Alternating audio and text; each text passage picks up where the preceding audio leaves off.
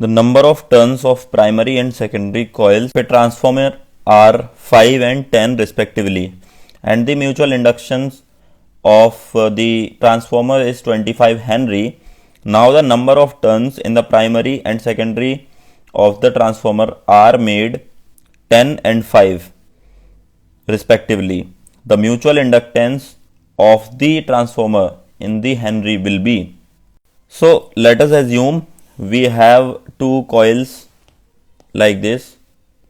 Let's say coil number 1 and coil number 2, which consist of N1 number of turns and this has N2, right?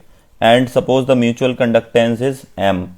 So suppose that if you change current in either of a coil, that will lead to the change in the flux into the another one. So suppose if you change current I1 in loop 1, obviously these flux lines will vary because this magnetic field will vary, right? So that means I can say that flux passing through second loop, okay, this is loop 2, this is loop 1, so phi 2 will be proportional to I1, and if you remove this proportionality constant, this is our mutual inductance, right?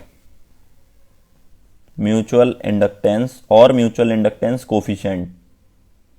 So both are same things. So what I can observe from this particular thing, the value of phi 2, but we know that the value of phi 2 will be is equal to N2 into B1 into A, right? So flux will actually be dependent on the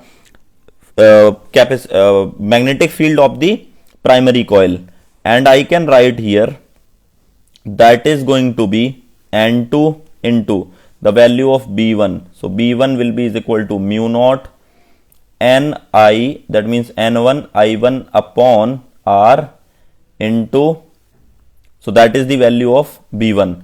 Now if you put it, mu naught N1 into I1 divided by R into area of cross section, which is pi into R2 square. Perfect. This is the value of flux.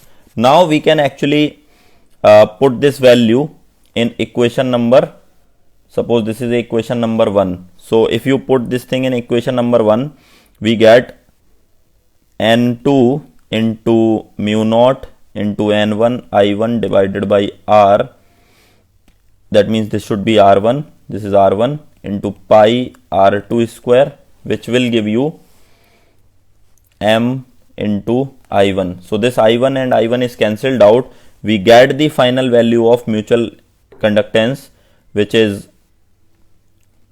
mu naught into N1 N2 divided by R1 into pi into R2 square.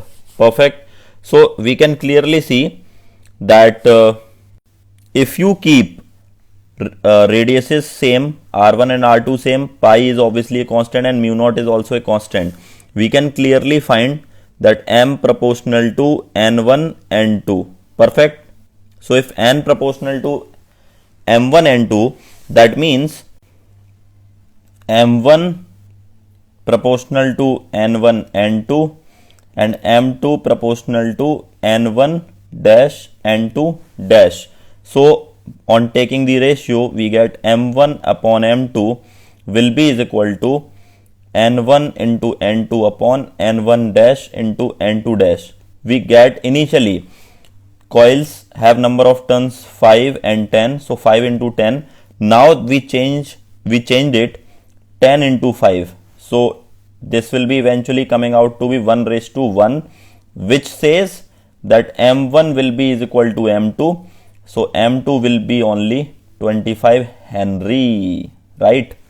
So which option is the right choice? So option number 3 has to be the right choice. So mutual inductance is not going to change in this case because your multiplication of N1 N2 is same only. Okay.